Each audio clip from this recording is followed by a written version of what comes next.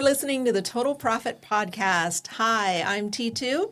I'm your host, and I'm here with my favorite financial mechanic, Tommy P., who believes that most businesses are not broken, just bloated.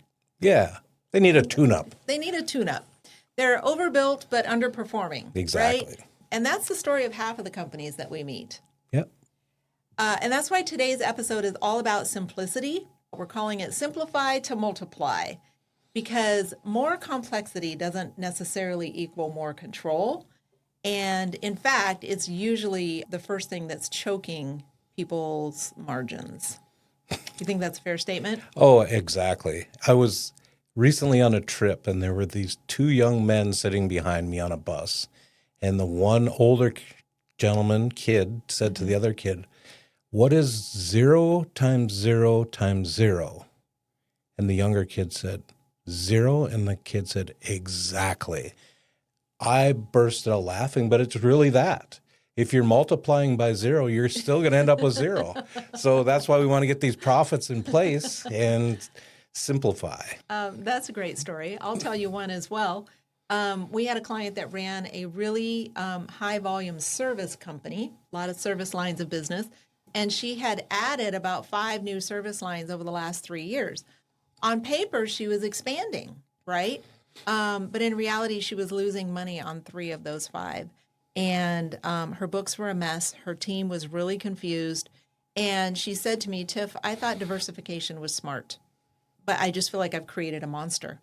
And she did. She wasn't growing. She was just sort of scattering. And the first thing we did was start deleting. So at Total Profit Management, when a client like that comes through our onboarding process, we walk them through this layered clarity stack, okay? It's how we kind of snap attention and we pull founders out of that fog that they're in. And so one of the first things that we do is we help them clean up their chart of accounts. And we tell them what sort of things should be in the cost of goods sold section versus the overhead section. Another thing that we do is we will tie revenue and cost centers directly to their different services or departments, okay? And then we establish very clear cost codes for labor, materials, subs, overhead. Tell me the 3 categories again. So we have revenue. And then our costs of goods, which is labor, equipment, materials. Labor, equipment, materials. And then we have our overhead, which is, again, I love this phrase. It was given to me by the founder. If you do $1 worth of work or $1 million worth of work, those costs are fixed. And then once all those math equations are done, the last one is your net profit. How much do I get to keep? And the beauty of this is we do this outside your accounting software. So if you have a Excel spreadsheet, a PDF, our tool will convert it outside your accounting system so you're not in bad with the bookkeeper or the accountant. Right. You're not making anybody mad along the way, and we can sort of show you what the differences are. And then you can take that back to your accountant or your bookkeeper and say, "Hey, I want to restructure this," and then kind of give them that direction. So we'll help you do that. It helps with that troubleshooting. Like our client that had the expansion, if they would have expanded within the program, we could have helped scale that and then show them profitability. And they may not have taken on 1, 2, or all of the expansions if they weren't profitable. Yeah, 5 new lines over 3 years, and 3 of them were not profitable. So we could have helped her from the beginning say, "I'm only going to launch these 2, and then we'll grow from there, and maybe figure out ways to make the other 3 profitable." Right. Yeah. So that simplified offer stack. So we're going to evaluate each offer or service line by their net margin, which is what you get to keep. We like the net margin, right? We're going to kill or we're going to repackage some of those low performers. And we're going to focus on the high margin, those low complexity deliverables. So what areas of your business are your highest margin? Do you want to lean into that? Let's grow those areas of your business so that you're making more money faster.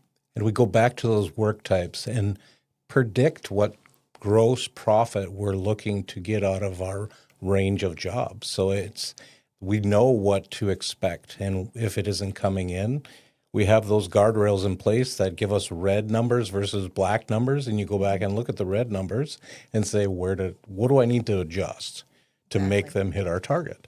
And within our software, you can play with those numbers a little bit, Absolutely. and you can see what it's going to take to turn that number black. So I love that. Simplicity wins every time. Absolutely. Every time. If it's too complicated, or if it's too complicated to price, or if it's too hard to staff or whatever, then it's too expensive to keep. And the more you do it, the more comfortable you feel, because we bring the costs over into the program at cost, and then we mark up from there. So everything is symmetrical. So you're not trying to track 3 different buckets. Everything moves at the same time. I think of a couple of quotes from a couple of great minds that I absolutely love, and these are always knocking around in my head because I tend to overcomplicate things, and so I fight that. And I know that a laser focus will win every time.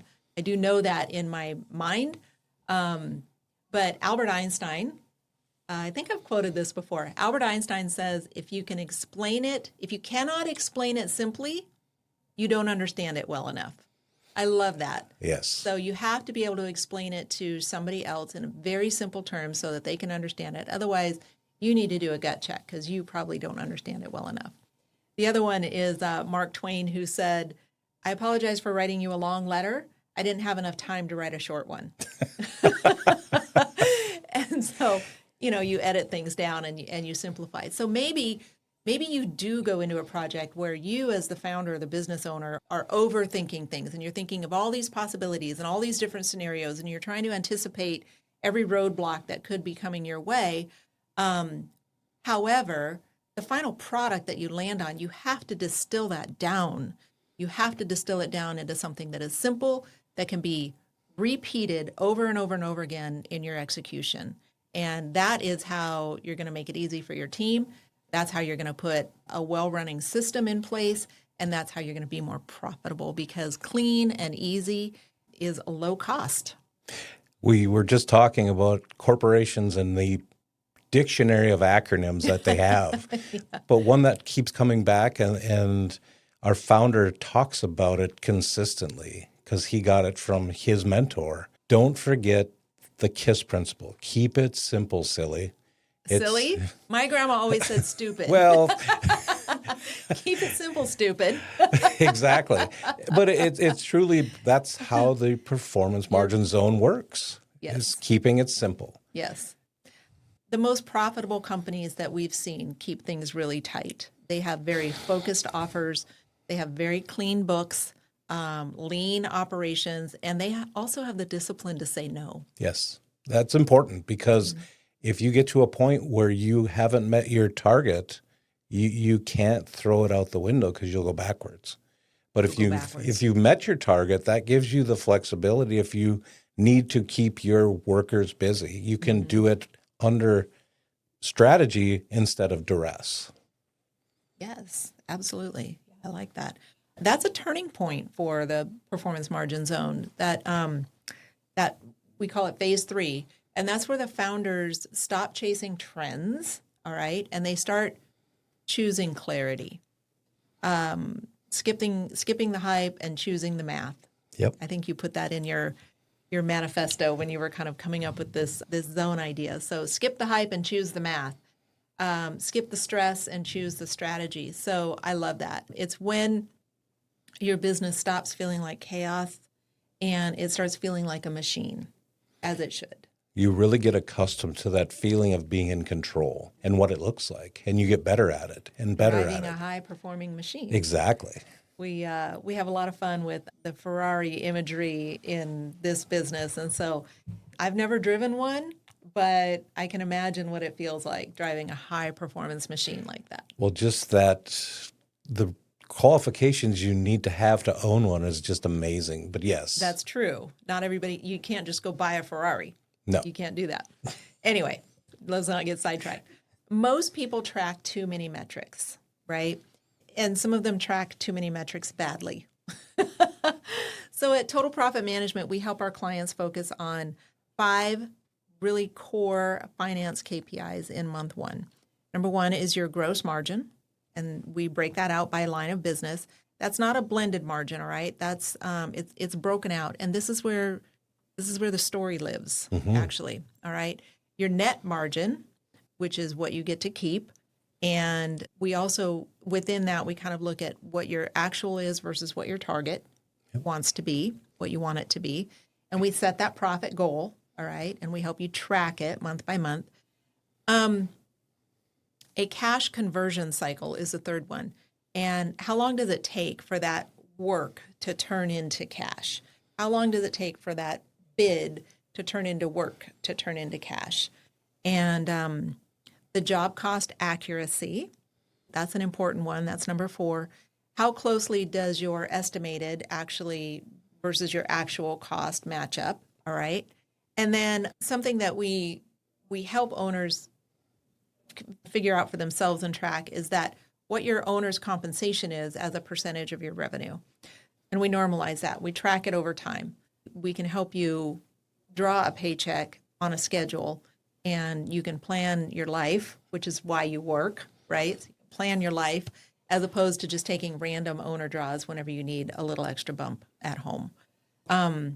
It's not really about tracking more. We help you simplify and track what matters. Right.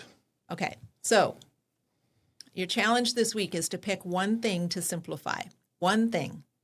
It might mean cutting a service that is draining you. It might mean consolidating how you track expenses. Maybe you're tracking way too many KPIs. It might mean killing a tool that sort of overcomplicates your workflow. But I want you to pick one thing to simplify this week. And the goal is clarity, not necessarily control or loss of control, but clarity is what's going to multiply your margin. That laser focus and simplification and streamlining your processes are really what's going to multiply your margin. Next week, we're going to open the doors, literally. We're going to walk you through what a client's first 30 days inside of Total Profit Management actually looks like. So real systems, real results, no fairy dust. No fairy dust. Nothing but the facts. Nothing but the facts. So until then.